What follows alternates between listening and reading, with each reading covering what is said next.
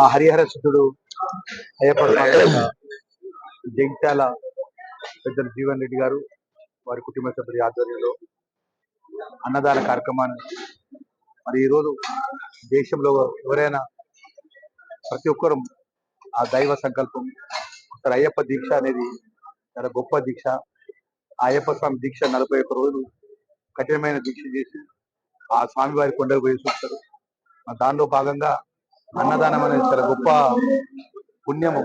ఆ అన్నదానం చేయడం అనేది చాలా అదృష్టంగా భావించే ప్రతి ఒక్కరు కూడా మరి అన్నదానం ద్వారా వారి ఆశీర్వాదం మనకు ఉండే విధంగా ఈరోజు పెద్ద ఎత్తున ఈ అన్నదాన కార్యక్రమాన్ని ప్రతి సంవత్సరం పెద్ద జీవన్ రెడ్డి గారు సార్ వారి యొక్క కుటుంబ సభ్యులతో ప్రతి స్వామికి అన్నదాన కార్యక్రమాన్ని నిర్వహించడం జరుగుతుంది. మరి ఆ విధంగా స్వామి యొక్క ఆశీస్సులు మా స్వాములందరికీ ఉండాలి.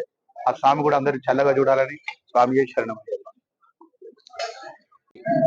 కృపకు పాత్రులు కావాలనేటువంటి ఒక భావనతోని వారు ఏదైతుందో అయ్యప్ప స్వామి దీక్షలో భక్తులు 41 రోజులు మరి దీక్షతో ఉండి సాధారణంగా జ్యోతి మకర సంక్రాంతి రోజు ఏదైతే దర్శనం చేసుకొని స్వామివారి కృపకు పాత్రలు కావడం జరుగుతుంటుందో అటువంటి అయ్యప్ప స్వామి భక్తులను సేవించాలనేటువంటి ఒక భావంతో ఈరోజు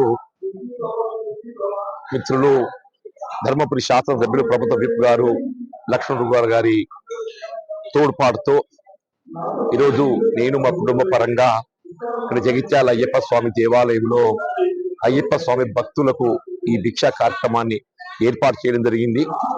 ఈ భిక్షలో పాల్గొని మరి మమ్ములను ఆశీర్వదించే విధంగా